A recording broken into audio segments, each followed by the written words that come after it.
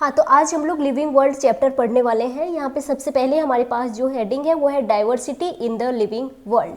तो आइए देखते हैं इसमें क्या है। इसमें जो सबसे पहला टर्म आता है वो है बायोडाइवर्सिटी। ठीक है, बायोडाइवर्सिटी। अब ये बायोडाइवर्सिटी क्या होता है, तो देखिए लिखा भी है number and type of organism present on earth, यानी कि अर्थ पे कितने ऑर्गेनिज्म है यानी कि उनका नंबर, और कितने तरह के हैं यानी कि उनका टाइप, यही क्या है, यही है बायोडाइवर्सिटी। ठीक है, इसके अलावा ये जो है ये एनसीईआरटी का डाटा है, याद रखना कि 1.7 to 1.8 मिलियन जो स्पीसीज है वो नोन है, डिस्क्राइब्ड है, यानी कि 17 से 18 लाख स्पीसीज जो है वो नोन है, डिस्क्राइब्ड है। ठीक है, अब अगला हमारे पास यहाँ पे आता है टैक्सोनॉमी।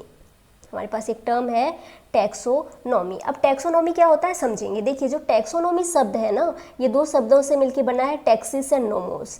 टैक्सिस का मतलब होता है अरेंजमेंट एंड नोमोस का मतलब होता है लॉ, रूल्स। ठीक है, अब टैक्सोनॉमी क्या है, branch of biology dealing with identification, nomenclature and classification, इसे क्या कहेंगे, टैक्सोनॉमी कहेंगे। टैक्सोनॉमी टर्म जो है वो AP डी कैंडोले ने दिया था, ये नहीं भी याद रखेंगे तो चलेगा। अब अगला यहाँ पे हमारे पास जो है वो है, एक मिनट, हाँ, प्रोसेसेस बेसिक टू टैक्सोनॉमी, यानी कि टैक्सोनॉमी के स्टेप्स, प्रोसेसेस, यानी कि टैक्सोनॉमी में हम किन किन पॉइंट्स की स्टडी करते हैं, आइए देख लेते हैं। यहाँ पे देखिए सबसे पहला क्या है, सबसे पहला है यहाँ पे टैक्सोनॉमी में कैरेक्टराइजेशन। देखो जब भी आपको कोई लिविंग पहली बार मिलता है तो आप क्या करते हैं, आप उसके कैरेक्टर्स जो है वो देखते हैं। मान लीजिए आपको कोई प्लांट मिला है, आपको नहीं पता वो किस ग्रुप को बिलोंग कर रहा है, तो आप उसकी स्टडी करना चाहते हैं, तो आप सबसे पहले क्या करेंगे, आप सबसे पहले उसके कैरेक्टर्स नोट करेंगे। ठीक है, तो क्या हो गया पहला स्टेप, कैरेक्टराइजेशन। ठीक है, उसके बाद उस कैरेक्टर्स, उन कैरेक्टर्स की बेसिस पे आप पहचानने की कोशिश करेंगे, तो दूसरा क्या हो गया, आइडेंटिफिकेशन हो गया ना, आप आइडेंटिफाई करने की कोशिश करेंगे, पहचानने की कोशिश करेंगे उन कैरेक्टर्स की बेसिस पे कि क्या पहले से कोई ग्रुप है जिसमें इसके कैरेक्टर्स जो है वो मैच कर रहे हैं। मान लो आपके पास पहले से जो मौजूदा 3 ग्रुप है, ठीक है, समझाने के लिए मान लेते हैं 3 ग्रुप है, तो अब आप ये पहचानने की कोशिश करेंगे क्या इसके जो कैरेक्टर्स हैं वो तीनों में से किसी ग्रुप में मैच कर रहे हैं क्या। अगर तीनों में से किसी ग्रुप में कैरेक्टर जो है वो मैच कर रहे हैं तो आप नेक्स्ट क्या करेंगे, उसको उस ग्रुप में क्लासिफाई कर देंगे, उसका वर्गीकरण कर देंगे, यानी कि क्या करेंगे, क्लासिफिकेशन करेंगे।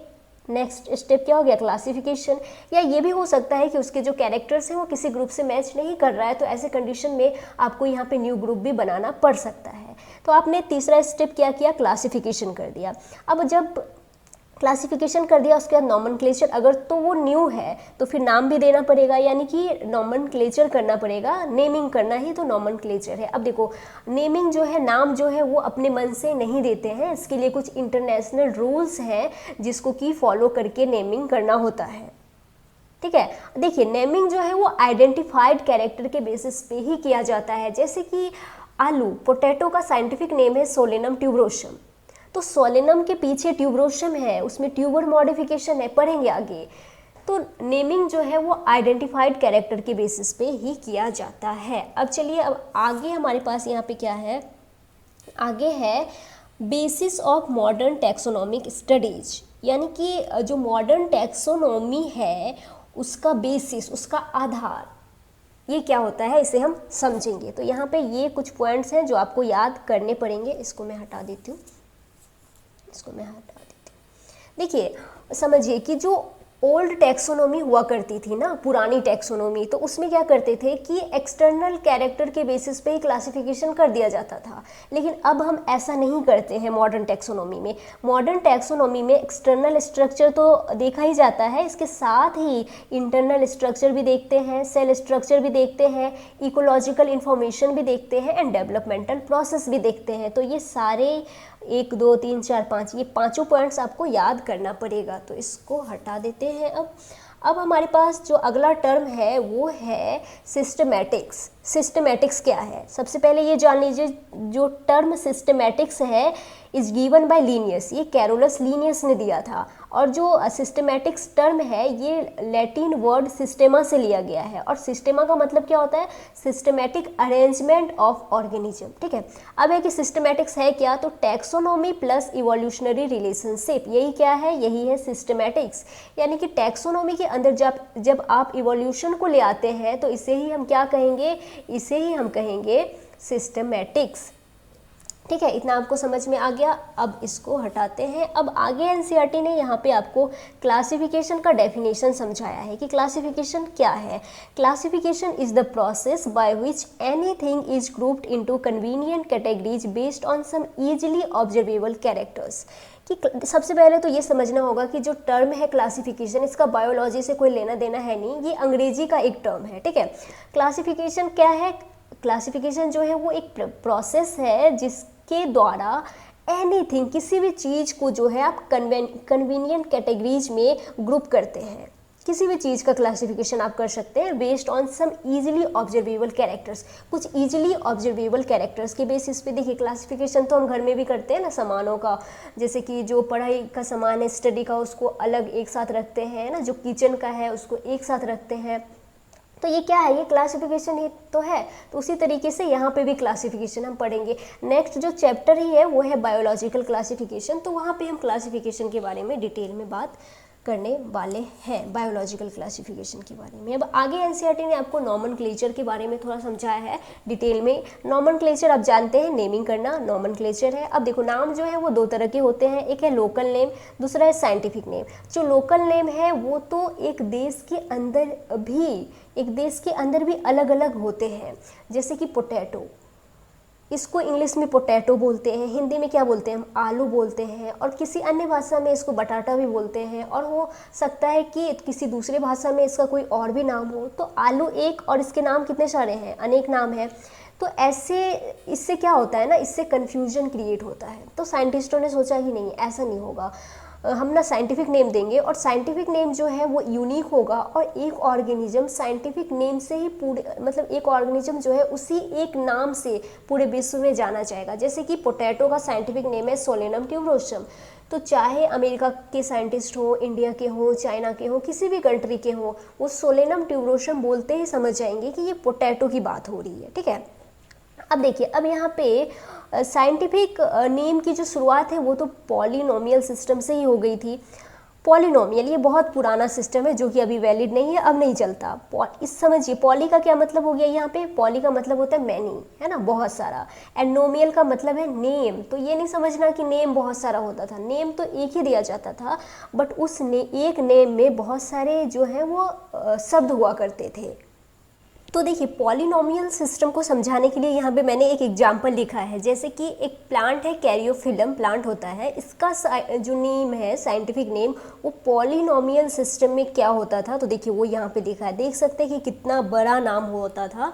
क्या है, कैरियोफिलम सेक्सटिलिस फॉलिस अम्बेलेटिस कोरिम्बिस। तो ये इतना बड़ा नाम हुआ करता था। अब सवाल है कि जो नाम है वो इतना बड़ा कैसे हो जाता था।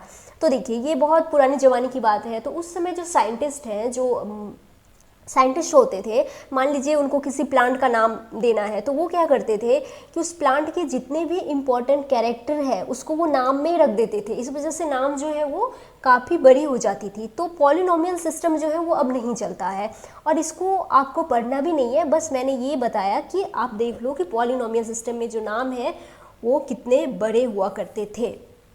अब चलिए, अब यहाँ पे हमारे पास आपको एनसीईआरटी ने बाइनोमियल नॉमेनक्लेचर डिटेल में पढ़ाया है, तो हम भी पढ़ेंगे बाइनोमियल सिस्टम। किन्होंने दिया था, कैरोलस लिनियस ने दिया था, याद रखिएगा।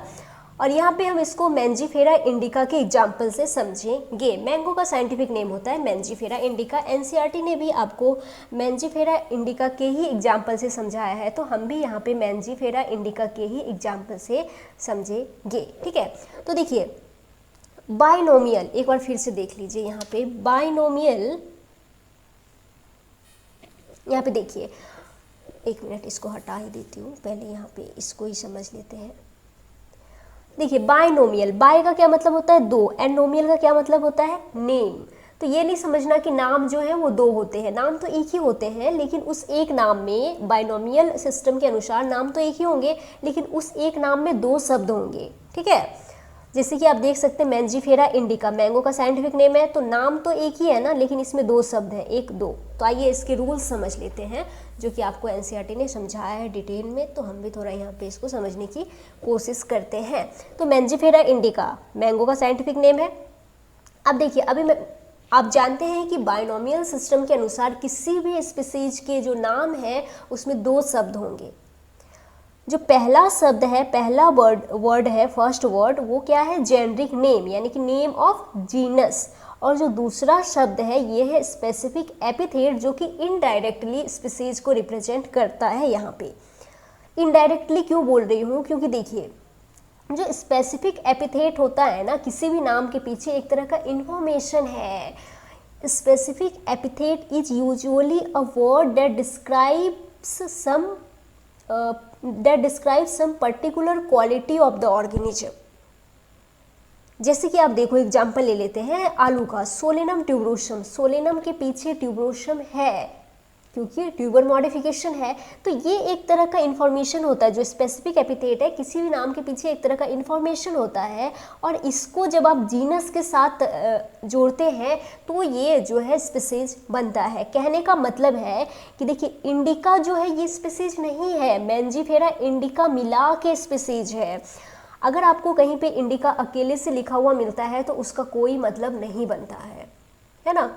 जैसे कहीं पे आपको इंडिका अकेले लिखा है तो नहीं बोलना कि ये स्पीसीज का नेम है, नहीं, मैंजीफेरा इंडिका स्पीसीज का नेम है। अगर अकेले इंडिका है तो उसका कोई मतलब नहीं बनता है। यहाँ पे आपको समझना होगा कि इंडिपेंडेंट एग्जिस्टेंस जो है वो या तो जीनस का होता है या फिर स्पीसीज का होता है। स्पेसिफिक एपिथेट का कोई इंडिपेंडेंट एग्जिस्टेंस नहीं होता है। आप जेनरिक नेम को अकेला लिख सकते हैं, सही होगा, लेकिन आप स्पेसिफिक एपिथेट को अकेला नहीं लिख सकते। हमेशा इसके आगे जो है वो जेनरिक नेम रहेगा ही रहेगा। तो ये दोनों मिला के स्पीसीज का नाम है, ठीक है। आगे जेनरिक नेम है तो फिर ये स्पीसीज को रिप्रेजेंट करता है, ठीक है। इतना आपको समझ में आ गया। अब चलिए आगे इसके रूल्स देखते हैं। तो याद रखिएगा मैंजीफेरा इंडिका मिला के स्पीसीज का नाम है, ठीक है। अब क्या है, नेम्स आर इन लैटिन और लैटिनाइज्ड। जो साइंटिफिक नेम होते हैं वो लैटिन भाषा में होते हैं, जनरली लैटिन भाषा में होते हैं, या फिर लैटिनाइज्ड करना है। अगर किसी और भाषा से आप शब्द ले रहे हो तो उसको आपको लैटिनाइज्ड करना होगा। अब अगला क्या है, प्रिंटेड इन इटैलिक्स। जो प्रिंटिंग है वो इटैलिक लेटर में की जाती है, और अंडरलाइन सेपरेटली वाइल राइटिंग। जब आप साइंटिफिक नेम को हाथ से लिखते हो, हाथ से, जैसे कि अभी देखो मैंने हाथ से लिखा है यहाँ पे मैंजीफेरा इंडिका, तो जब भी आप साइंटिफिक नेम को हाथ से लिखते हो तो आपको सेपरेटली अंडरलाइन करना है, दोनों को अलग अलग अंडरलाइन करना है, ठीक है। और हाँ, एक चीज़ तो भूल ही गई कि जो जेनरिक नेम है ना, स्टार्ट्स विथ कैपिटल लेटर, ये हमेशा कैपिटल लेटर से स्टार्ट होगा। देखो एम जो है वो कैपिटल लेटर में लिखा है, और जो स्पेसिफिक एपिथेट है ये स्टार्ट्स विथ स्मॉल लेटर, ये स्मॉल लेटर से स्टार्ट होता है। इसके अलावा दूसरा क्या है आगे कि नेम्स जो है साइंटिफिक नेम्स वो जनरली लैटिन भाषा में होते हैं, या फिर उसको लैटिनाइज्ड करना पड़ेगा किसी अन्य भाषा से ले रहे हैं तो। और प्रिंटेड इन इटैलिक्स समझा चुकी हूँ, और अंडरलाइन सेपरेटली वाइल राइटिंग, जब लिखेंगे तो इसको अलग अलग से अंडरलाइन करेंगे। अब सवाल है कि ये जो प्रिंटिंग इटैलिक्स में हो रही है या फिर हाथ से जब लिख रहे हैं तो सेपरेटली अंडरलाइन कर रहे हैं, ऐसा क्यों कर रहे हैं, टू इंडिकेट लैटिन ओरिजिन। हम ये दिखाना चाहते हैं कि लैटिन ओरिजिन से है, ठीक है। इसके अलावा देखिए ऑथर्स नेम लिखने के क्या रूल हैं, कि यहाँ पे देखो मैंजीफेरा इंडिका के बाद यहाँ पे लिन लिखा है, LINN। लिन का मतलब लीनियस से है, लीनियस मतलब इन्होंने ही सबसे पहले ये जो नाम है मैंजीफेरा इंडिका वो दिया था। तो ऑथर का नाम लिखने का रूल क्या है कि जो ऑथर का नाम है वो स्पेसिफिक एपिथेट के बाद लिखा जाएगा, और written in abbreviated form, short में लिखते हैं। और इसको ना ही तो आपको सेपरेटली अंडरलाइन करना है, ना ही इसको इटैलिक में लिखना है, इटैलिक लेटर में, इसको सिंपल रोमन लेटर में लिखते हैं, ठीक है। चलिए ये कुछ रूल्स थे जो हमने यहाँ पे पढ़े। अब आगे यहाँ पे हमारे पास क्या है, अब कुछ फुल फॉर्म्स जो हैं वो आपको याद करने पड़ेंगे यहाँ पे, जैसे कि ICBN एंड ICZN। देखो ICBN क्या है कि ICBN में दिए रूल्स के अकॉर्डिंग ही हम प्लांट्स की नेमिंग करते हैं, ठीक है। इसका फुल फॉर्म क्या होता है? इसका फुल फॉर्म होता है international code of botanical nomenclature, ठीक है। इसी तरीके से हमारे पास है ICZN, इसका हो गया international code of zoological nomenclature. तो ये याद करना है क्योंकि ऐसे ये इसका फुल फॉर्म पूछ लिया जाता है, ठीक है, तो ये आपको याद करना है। अब आगे हमारे पास यहाँ पे आता है जो कि इम्पोर्टेंट भी है और आपको समझना भी है, ये है क्या? Taxonomic categories. क्या है? टैक्सोनॉमिक कैटेगरीज है। अब देखिए, जब भी किसी प्लांट्स का या एनिमल्स का क्लासिफिकेशन किया जाता है ना, तो 7 कैटेगरीज ऐसी हैं जिनको यूज करना ज़रूरी है, आवश्यक है, करना ही पड़ेगा, नहीं करने से नहीं चलेगा। और इन 7 कैटेगरीज को जिनको कि यूज करना आवश्यक है उसे हम कहते हैं ऑब्लिगेटरी कैटेगरीज। तो 7 ऑब्लिगेट कैटेगरीज होते हैं हमारे पास यहाँ पे। कौन कौन से? तो kingdom, division, class, order, family, genus, species. साथ ही याद रखना है कि प्लांट में डिवीजन यूज करते हैं, लेकिन एनिमल के केस में डिवीजन की जगह फाइलम यूज किया जाता है, बाद बाकी तो सब सेम ही होगा, ठीक है। तो ये 7 ऑब्लिगेट कैटेगरी है, ये 7 ऑब्लिगेट कैटेगरी है जिसको कि यूज करना मस्त है, ज़रूरी है, मतलब इनको यूज करना ही पड़ेगा, ठीक है। अब देखो, इसके अलावा भी होती हैं एक्स्ट्रा टैक्सोनॉमिक कैटेगरीज, है ना, जैसे कि सब किंगडम, सब डिवीजन, ये होते हैं, इनका ज़रूरत पड़ने पे इस्तेमाल किया जाता है। लेकिन ये जो 7 कैटेगरीज यहाँ पे लिखे हैं, इनका यूज करना तो आवश्यक है, करना ही पड़ेगा, ठीक है। तो ये ऑब्लिगेट कैटेगरीज हैं, 7 ऑब्लिगेट कैटेगरीज। इसमें से देखिए, जो किंगडम है ये बिगेस्ट कैटेगरी है, किंगडम बिगेस्ट कैटेगरी है, और जो स्पीसीज है ये स्मॉलेस्ट कैटेगरी है, ये भी आपको याद रखना है। अब चलिए, अब आगे देखते हैं। अब आगे हमारे पास यहाँ पे है स्पीसीज के बारे में कुछ लिखा है कि species is smallest taxonomic category, की जो स्पीसीज है ये स्मॉलेस्ट टैक्सोनॉमिक कैटेगरी है, अभी भी बताया। और ये real basic unit of classification है, याद रखिएगा कि ये बेसिक यूनिट ऑफ क्लासिफिकेशन है। अब आगे हमारे पास यहाँ पे एक टर्म आता है, क्या है? Taxonomic hierarchy. ये क्या होता है? तो असेंडिंग और descending arrangement of TC. TC का मतलब है टैक्सोनॉमिक कैटेगरीज। तो असेंडिंग और descending arrangement of taxonomic categories, इन्हीं को क्या कहेंगे? टैक्सोनॉमिक हायरार्की कहेंगे। देखिए, जो हायरार्की है ना, ये इसका टैक्सोनॉमिक कैटेगरी से कोई लेना देना है नहीं, ये एक अलग से टर्म है जिसका मतलब होता है चीज़ों को एक के बाद एक के बाद एक के बाद इंक्रीजिंग और डिक्रीजिंग ऑर्डर में अरेंज करना। तो यहाँ पे आप किसको अरेंज कर रहे हो इंक्रीजिंग और डिक्रीजिंग ऑर्डर में?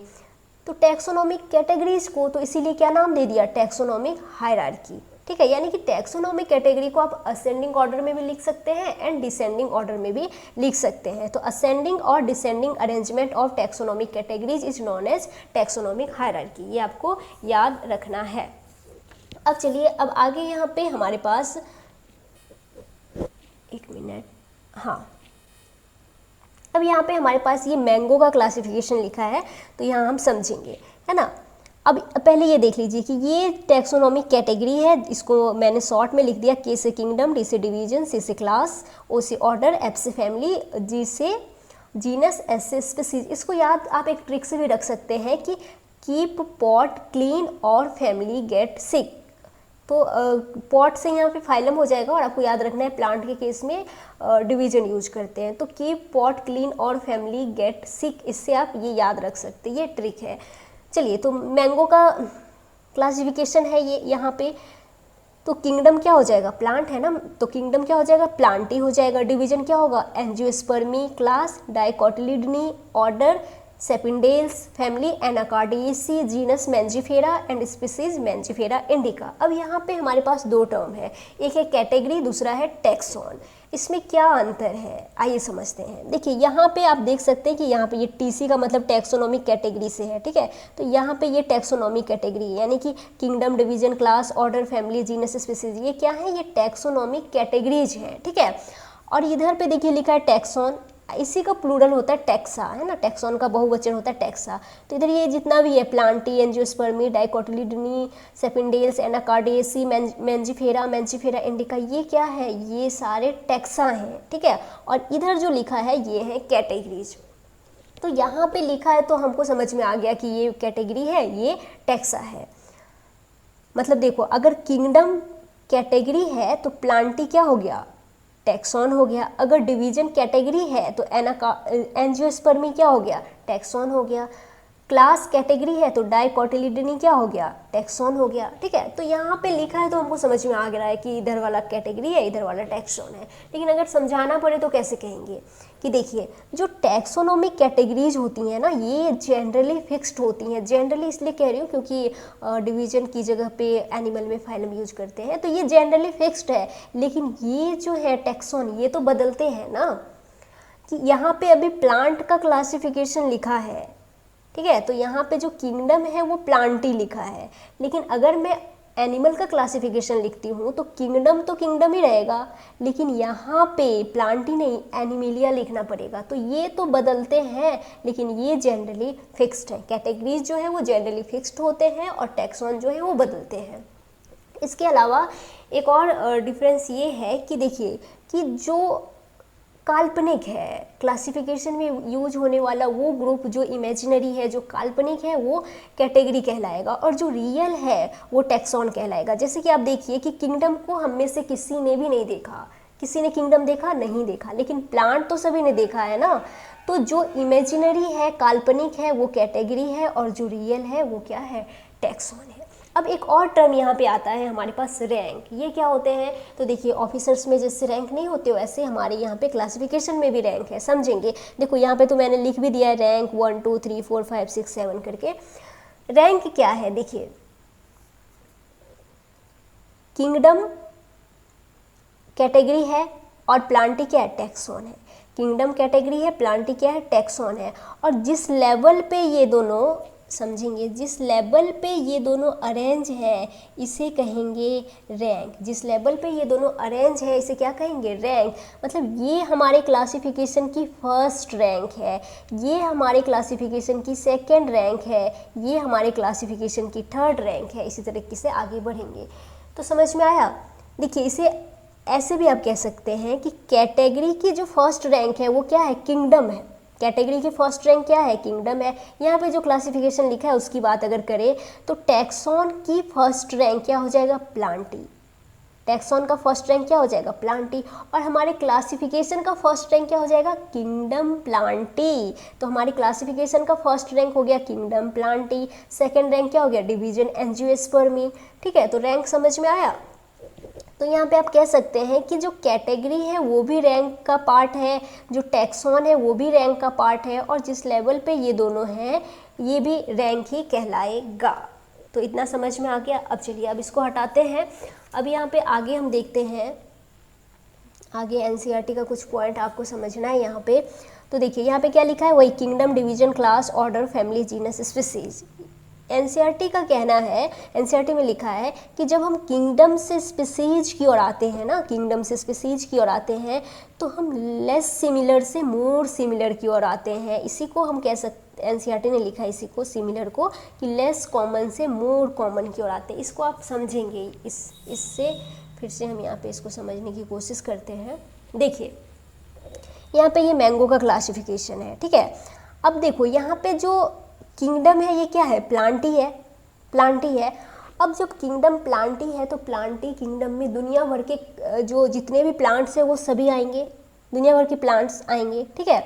लेकिन दुनिया भर के प्लांट्स आ जाएंगे प्लांटी किंगडम में। अब जब आप जैसे ही नीचे आते जाते हैं, नीचे आते जाते हैं, तो जो कैरेक्टर्स हैं ना वो मोर सिमिलर होते जाते हैं, किससे, जिसका क्लासिफिकेशन चल रहा है उससे।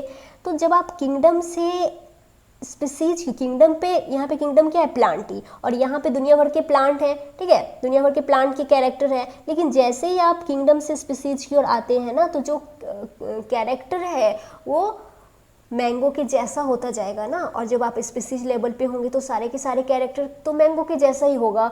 तो हम कह सकते हैं ना कि जब हम किंगडम से स्पीसीज की ओर आते हैं तो हम लेस सिमिलर से मोर सिमिलर की ओर आते हैं। इसी लेस सिमिलर को एनसीईआरटी ने कहा है कि हम लेस कॉमन से मोर कॉमन की ओर आते हैं। एनसीईआरटी ऐसे लिखती है कि as we go higher from species to kingdom, number of common characteristics goes on decreasing. कि जैसे ही हम स्पीसीज से किंगडम की ओर जाते हैं तो number of common characters decrease होती है, ठीक है। यही एनसीईआरटी का कहना है। अब देखिए, अब यहाँ पे ये मैंगो का क्लासिफिकेशन है, ठीक है।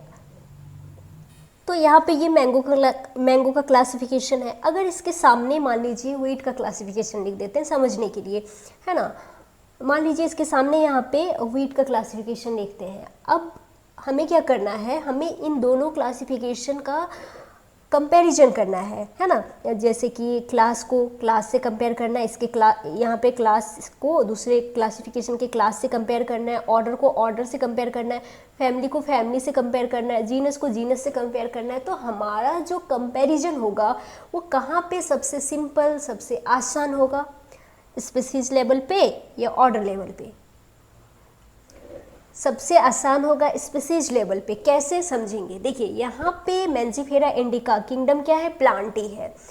प्लांटी किंगडम में तो दुनिया भर के प्लांट्स आ जाएंगे, सारे प्लांट्स आ जाएंगे प्लांटी किंगडम में, है ना। तो जब आप किंगडम लेवल पे हैं तो यहाँ पे दुनिया भर के प्लांट्स के कैरेक्टर्स हैं। अब मान लेते हैं समझने के लिए कि दुनिया भर के प्लांट्स में 500 कैरेक्टर्स हैं, समझने के लिए, बस समझने के लिए।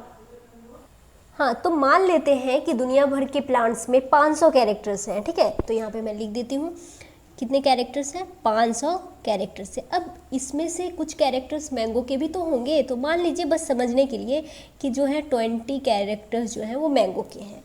तो यहाँ पे ये रेशियो कितना है, 500:20 का रेशियो है। लेकिन जैसे ही आप नीचे आते जाएंगे, किंगडम से नीचे आते जाएंगे, तो जो कैरेक्टर्स हैं वो मैंगो के जैसे होते जाएंगे ना। और जब आप स्पीशीज लेवल पे आ जाएंगे तो यहाँ पे सारे के सारे कैरेक्टर्स जो है वो मैंगो के होंगे। तो यहाँ पे ये जो रेशियो है ये 20-20 का हो जाएगा, 20-20 का हो जाएगा, ठीक है। लेकिन फिर जैसे ही आप स्पीशीज से ऊपर बढ़ने लगेंगे तो नंबर ऑफ कैरेक्टर्स बढ़ेंगे ना, इधर वाले तो बढ़ते जाएंगे और बढ़ते बढ़ते बढ़ते बढ़ते ये तो यहाँ पे 500 तक पहुँचेंगे, ठीक है। तो जैसे आप किंगडम से ऊपर स्पीशीज से ऊपर जाएंगे तो इधर वाले जो कैरेक्टर्स हैं, नंबर ऑफ कैरेक्टर्स बढ़ेंगे। तो अब आप मुझे बताइए कि हमारा जो कंपैरिजन है वो सबसे आसान किस लेवल पे होगा, स्पीशीज लेवल पे होगा। क्योंकि जब आप यहाँ पे कंपेयर करेंगे ना तो यहाँ पे आपको 20 कैरेक्टर्स का ही कंपैरिजन करना पड़ेगा। लेकिन जैसे ही आप यहाँ से ऊपर बढ़ेंगे तो क्या कैरेक्टर्स जो है वो 20 ही रहेंगे क्या? नहीं, ये नंबर ऑफ कैरेक्टर्स तो बढ़ते जाएंगे ना। तो ऑर्डर लेवल पे क्या वो कैरेक्टर्स 20 ही रहेंगे? नहीं, वो बढ़ जाएंगे। तो ज़्यादा कैरेक्टर्स को कंपेयर करना आसान है ना कम को। तो इसीलिए हमारा जो कंपैरिजन है वो सबसे आसान होगा स्पीशीज लेवल पे, ठीक है। इसी बात को एनसीईआरटी यहाँ पे आपको लिख के समझाती है, ठीक है। देखिए वही लिखा, एक बार पढ़ देती हूँ। Lower the taxa more are the characteristics that the members within the taxon share. Higher the category, greater is the difficulty of determining the relationship to other taxa at the same level. कि जैसे ही आप ऊपर जाएंगे तो जो comparison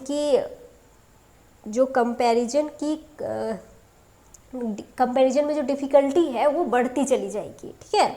अब चलिए, अब यहाँ पे ये हो गया। अब आगे देखते हैं, ये एनसीईआरटी की कुछ लाइन्स हैं जो यहाँ पे मैंने आपके लिए लिखा है, इसको आपको समझना है। देखिए क्या लिखा है कि classification is not a single step process. ये तो आप जानते ही है कि क्लासिफिकेशन जो है वो सिंगल स्टेप प्रोसेस नहीं है। अभी हमने देखा कि जो 7 कैटेगरीज हैं उसको यूज करना ज़रूरी है। ऐसा थोड़ी है ना किंगडम लिख दिया क्लासिफिकेशन कंप्लीट, नहीं। तो ये सिंगल स्टेप प्रोसेस नहीं होता है। It involves hierarchy of steps, इसमें नंबर ऑफ स्टेप्स जो है वो इन्वॉल्व है, ठीक है। जहाँ पे each step represents a rank और कैटेगरी, जहाँ पे प्रत्येक स्टेप एक रैंक या कैटेगरी को रिप्रेजेंट करता है। All categories together constitute the taxonomic hierarchy, और सारे कैटेगरी जो हैं वो मिलके टैक्सोनॉमिक हायरार्की बना देते हैं, ये आप जानते हैं। अब देखिए क्या है, each category refer to as a unit of classification. फिर से यहाँ पे इस डायग्राम से आप समझ सकते हैं, यहाँ पे ये जो है ये कैटेगरी है, ठीक है। और यहाँ पे सारी की सारी कैटेगरी जो है वो एक यूनिट ऑफ क्लासिफिकेशन को रिप्रेजेंट करती है। और इनमें से जो सबसे बड़ी यूनिट है वो कौन सी हो जाएगी? किंगडम। और सबसे छोटी स्पीशीज, ठीक है। तो अब आगे देखते क्या है, each category refer to as a unit of classification. In fact, अब आगे है, यहाँ पे खत्म होता है। अब आगे देखिए, यही आगे इसको क्या लिखा है कि in fact represents a rank and is commonly termed as taxon. समझेंगे इस पॉइंट को यहाँ पे ऐसे समझा चुकी हूँ, फिर से देख लीजिए कि जो टैक्सॉन है ना, टैक्सॉन वो हमेशा एक टैक्सॉन एक कैटेगरी को रिप्रेजेंट करता है, और एक कैटेगरी जो है वो रैंक स्टेप यूनिट को रिप्रेजेंट करता है। रैंक कहिए, स्टेप कहिए, यूनिट कहिए, बात एक ही है। तो जो टैक्सॉन है वो कैटेगरी को दिखाता है, और कैटेगरी जो है रैंक स्टेप यूनिट को दिखाता है। जैसे कि अगर हम बात कर लेते प्लांटी, प्लांटी क्या है, टैक्सॉन है, ठीक है, दिखा किसको रहा है, कैटेगरी को, जिसका कि क्या नाम है, किंगडम है, जिसका नाम क्या है, किंगडम। और जो किंगडम है वो रैंक स्टेप यूनिट को दिखा रहा है, ठीक है। जैसे कि तो क्या जो एक अकेला टैक्सॉन है वो भी रैंक स्टेप यूनिट को दिखाता है? हाँ, एक अकेला टैक्सॉन भी रैंक स्टेप यूनिट को दिखा सकता है, और टैक्सॉन प्लस कैटेगरी भी रैंक स्टेप यूनिट को दिखा सकता है। जैसे कि मैंने बताया, अब वो जो क्लासिफिकेशन लिखा था उसके लिए बताया था ना कि जो किंगडम है, कैटेगरी की फर्स्ट रैंक किंगडम हो जाएगी, है ना। टैक्सॉन का उस क्लासिफिकेशन के लिए फर्स्ट रैंक प्लांटी हो जाएगा, और क्लासिफिकेशन का फर्स्ट रैंक हो जाएगा किंगडम प्लांटी, ठीक है। तो जो टैक्सॉन है वो एक कैटेगरी को दिखाता है, और एक कैटेगरी एक रैंक स्टेप यूनिट को दिखाता है, और जो टैक्सॉन है, एक अकेला टैक्सॉन भी रैंक स्टेप यूनिट को दिखा सकता है, and taxon plus category plus taxon भी रैंक स्टेप यूनिट को दिखाता है, ठीक है। ये यहाँ पे कंप्लीट हुआ। अब आइए एक एक करके इनके बारे में जानते हैं। तो सबसे पहले स्टार्ट करते स्पीसीज से। स्पीसीज क्या है, तो देखिए वही लिखा है, taxonomic studies consider a group of individual organisms with fundamental similarities as a species. फिर से देख लीजिए, taxonomic studies consider a group of individual organisms with fundamental similarities as a species, यानी कि ऑर्गेनिजम्स का ग्रुप जिनमें फंडामेंटल सिमिलरिटीज है उन्हें स्पीसीज कहेंगे, ठीक है। अब चलिए, अब आगे दूसरा क्या हो जाएगा, दूसरा हो जाएगा हमारे पास यहाँ पे जीनस। जीनस क्या होते हैं, तो देखिए ये लिखा है ग्रुप ऑफ रिलेटेड स्पीसीज, यानी कि रिलेटेड स्पीसीज का ग्रुप क्या है, जीनस। तो स्पीसीज मिलके क्या बनाते हैं, जीनस। यहाँ पे ये रिलेटेड बोलना बहुत ज़रूरी है, क्योंकि कोई भी स्पीसीज मिलके जीनस नहीं बनाएंगे, रिलेटेड स्पीसीज मिलके ही जीनस बनाते हैं। जैसे कि देखिए यहाँ पे एनसीईआरटी ने आपको इनको समझाने के लिए दो एग्जाम्पल लिया है, एक प्लांट का, एक एनिमल का, तो हम भी दोनों के एग्जाम्पल से समझेंगे। तो देखिए, सोलेनम ट्यूबरोसम किसका साइंटिफिक नेम है, पोटैटो का। सोलेनम नाइग्रम ये मकोई का साइंटिफिक नेम है, एंड सोलेनम मेलोंजेना ये बैंगन का साइंटिफिक नेम है। ये तीनों जो है ये अलग अलग स्पीसीज है, ठीक है, ये तीनों अलग अलग स्पीसीज हैं, लेकिन इनका जो जीनस है वो सेम होता है, और वो कौन सा है, सोलेनम। तो आप यहाँ पे कह सकते हैं ना कि एक जीनस का ये तीनों अलग अलग स्पीसीज है, या कह सकते हैं तीन अलग अलग स्पीसीज का ये एक जीनस है। तो रिलेटेड स्पीसीज मिलके क्या बना देते हैं, जीनस बना देते हैं। ये तो प्लांट का हो गया। अब एनिमल के लिए भी अगर हम देखें, हाँ, तो एनिमल की अगर हम बात करें तो देखिए, पैंथेरा लियो ये लायन का साइंटिफिक नेम है, पैंथेरा पार्डस ये लेपर्ड का, और पैंथेरा टिग्रिस ये टाइगर का। तो ये तीनों अलग अलग स्पीसीज हैं, लेकिन इनका जीनस सेम है, पैंथेरा, ठीक है। अब अगला है फैमिली। फैमिली की अगर हम बात करें तो यहाँ पे एक मिनट, हाँ, फैमिली की अगर हम बात करें तो क्या है, group of related genera. Genus का बहुवचन होता है जेनरा, यानी कि रिलेटेड जीनस मिलके स्पीसीज बनाते हैं। जैसे कि देखो, जेनरा एक जीनस अभी हमने यहाँ पे देखा सोलेनम जीनस, जिसमें वो आलू बैंगन आ रहे थे। इसी तरीके से एक होता है पिटूनिया, और एक और है धतूरा। तो ये तीनों अलग अलग जीनस है, लेकिन इनकी फैमिली सेम है, सोलेनेशी। देखिए ये एनसीईआरटी की लाइन है, लिख दिया मैंने यहाँ पे कि families are characterised on the basis of both vegetative and reproductive features of plant species. ये आप थोड़ा याद रखिएगा। अब आगे अगर एनिमल के एग्जाम्पल से हम समझने की कोशिश करें तो देखिए, अभी मैंने बताया एक जीनस है पैंथेरा, जिसमें कि वो शेर बाघ सब आ रहे थे। इसी तरीके से एक और जीनस है फेलिस, ये बिल्ली का जीनस है, ठीक है। तो ये दोनों अलग अलग जीनस है, लेकिन इनकी फैमिली सेम है, फेलिडी फैमिली। अब चलिए, अब हम आगे बढ़ते हैं और अब हम बात करते हैं ऑर्डर। ऑर्डर क्या होते हैं, तो group of related families. Group of related families, related families मिलके क्या बनाएंगे, ऑर्डर बनाएंगे। जैसे कि अभी हमने देखा फैमिली एक सोलेनेशी फैमिली है, इसी तरीके से एक फैमिली होती है कॉन्वोल्वुलेशी फैमिली। ये दोनों अलग अलग फैमिली है, लेकिन इनका ऑर्डर जो है वो सेम होता है, पॉलीमोनियस। अब एनिमल का अगर हम देखें तो यहाँ पे एक मिनट, यहाँ पे आप देखो कि अभी हमने देखा कि हम एक फैमिली होती है फेलिडी फैमिली, है ना। इसमें जो फेलिडी फैमिली है इसमें पैंथेरा जीनस आता है और फेलिस जीनस आता है। इसी तरीके से एक फैमिली है कैनिडी फैमिली जो कि डॉग की फैमिली है। तो ये दोनों अलग अलग फैमिली है लेकिन इनका ऑर्डर सेम है, कार्निवोरा। ठीक है, अब चलिए अब आगे बढ़ते हैं और अब हम यहाँ पे बात करने वाले हैं क्लास की। क्लास क्या है? क्लास क्या है? तो group of related orders. Related orders का ग्रुप है क्लास। जैसे कि अभी हमने पढ़ा कि एक क्लास है, सॉरी क्लास क्या है? Group of related orders. Related orders का ग्रुप है क्लास। ठीक है, तो जैसे अभी हमने पढ़ा एक ऑर्डर होता है पॉलीमोनियल्स, पॉलीमोनियल्स एक ऑर्डर है। ठीक है, इसी तरीके से एक ऑर्डर होता है सेपिंडेल्स, ये मैंगो का ऑर्डर है। ठीक है, तो ये दोनों अलग अलग ऑर्डर है लेकिन इनका जो क्लास है वो सेम होता है, डाइकोटिलिडनी। ठीक है, अब अगर हम एनिमल के एग्जाम्पल को समझे तो यहाँ पे देखो, हाँ तो यहाँ पे देखिए अभी हमने देखा कि एक ऑर्डर है कार्निवोरा ऑर्डर। ठीक है, इसी तरीके से एक है प्राइमेटा ऑर्डर, ये हमारा ऑर्डर है। इसमें हम आते हैं, मंकी आते हैं, गोरिल्ला आते हैं, गिबॉन आते हैं। ठीक है, तो ये दोनों अलग अलग ऑर्डर है लेकिन इनका जो क्लास है वो सेम है, मेमेलिया क्लास। ठीक है, अब चलिए अब हम बात कर लेते हैं फाइलम या डिवीजन की। फाइलम एनिमल में होता है, एनिमल में यूज करते हैं फाइलम, एंड प्लांट में डिवीजन। ठीक है, तो अब देखिए फाइलम या डिवीजन क्या है? Group of related classes. Related classes का ग्रुप है। जैसे कि अभी हमने देखा ना कि एक क्लास है डाइकोटिलिडनी, उसी तरीके से एक और क्लास है मोनोकोटिलिडनी। ये दोनों अलग अलग क्लास हैं, दोनों अलग अलग ये दोनों अलग अलग क्लास है लेकिन इनका डिवीजन जो है वो सेम है, एंजियोस्पर्मी। ठीक है, ऐसे ही अब हम यहाँ पे एनिमल की बात कर लेते हैं। तो देखिए हमारा फाइलम कौन सा है, अगर आपको आइडिया हो तो हमारा फाइलम है कॉर्डेटा। ठीक है, अब कॉर्डेटा फाइलम में तो बहुत सारी क्लासेस आ जाती हैं, जैसे कि मेमेलिया क्लास आते हैं, मेमेलिया क्लास आता है कॉर्डेटा फाइलम में, एवीस आता है कॉर्डेटा फाइलम में, रेप्टिलिया आता है, एम्फीबिया आता है, पाइसेस आते हैं। तो जो है रिलेटेड क्लासेस मिलके क्या बनाते हैं? फाइलम बनाते हैं। ठीक है, तो ये सभी कॉर्डेटा फाइलम में आते हैं क्योंकि इन सभी मेन नोटोकॉर्ड की प्रेजेंस है, डॉर्सल हॉलो न्यूरल सिस्टम की प्रेजेंस है, लिखा भी है presence of notochord and dorsal hollow neural system.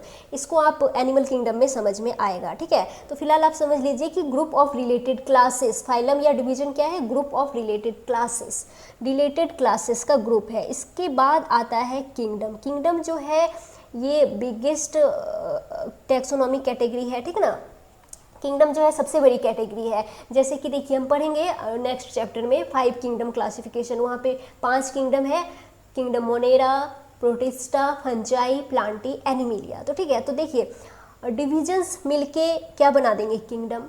या फाइलम मिलके क्या बना देंगे? फाइलम, इसका बहुवचन हो जाता है फाइला, तो ये क्या बना देंगे? ये बना देंगे किंगडम। यानी कि देखिए जैसे कि किंगडम प्लांटी है तो इसमें सारे प्लांट्स आ जाएंगे, किंगडम एनिमेलिया है तो उसमें सारे एनिमल्स आ जाएंगे। ठीक है, तो ये समझ में आ गया। अब चलो, अब यहाँ पे एनसीईआरटी में कुछ ये दिया है जो आपको मैं समझाना चाह रही हूँ। यहाँ पे क्या है? Organisms with their taxonomic categories, ये आपको याद करना पड़ेगा। ठीक है, यहाँ पे ये कॉमन नेम है, जैसे कि मैन है, house fly, mango and wheat. इनका यहाँ पे किंगडम नहीं लिखा है, आपको समझ में आ जाना चाहिए। जैसे मैन एंड हाउस फ्लाई, इनका किंगडम क्या हो जाएगा? एनिमेलिया, और इन दोनों का प्लांटी हो जाएगा किंगडम। तो मैन का जो बायोलॉजिकल नेम है वो क्या होता है? होमो सेपियंस। अब देखो ये नेम अगर याद है तो आपको जीनस पता चल जाएगा, क्योंकि ये जो पहला शब्द है ये किसको रिप्रेजेंट करता है? जीनस को। तो यहाँ पे जीनस क्या हो जाएगा? होमो। फैमिली क्या होगा? फैमिली क्या हो जाएगा? होमोनिडी। ऑर्डर क्या हो जाएगा? प्राइमेटा। क्लास क्या हो जाएगा? Mammalia. Phylum Chordata, and kingdom हो जाएगा एनिमेलिया।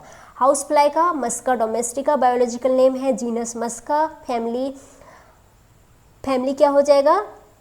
म्यूसिडी फैमिली, एंड ऑर्डर क्या हो जाएगा? Diptera, and class insecta, and phylum arthropoda. Mango का मैंजीफेरा इंडिका है ना, इसका genus mangifera, family anacardiaceae, order sapindales, class क्या हो जाएगा? डाइकोटिलिडनी, एंड इसका डिवीजन क्या हो जाएगा? Angiospermae, and kingdom plantae. Wheat का बायोलॉजिकल नेम होता है triticum aestivum, genus triticum, family poaceae, order poales और class monocotyledonae and division angiospermae and kingdom plantae. तो इसी के ये आपको याद करना पड़ेगा। तो इसी के साथ हमारा जो लिविंग वर्ल्ड चैप्टर है वो आज हमने पूरा कंप्लीट कर लिया। एक ही लेक्चर में पूरा चैप्टर हम यहाँ पे कंप्लीट कर चुके हैं। तो थैंक यू सो मच।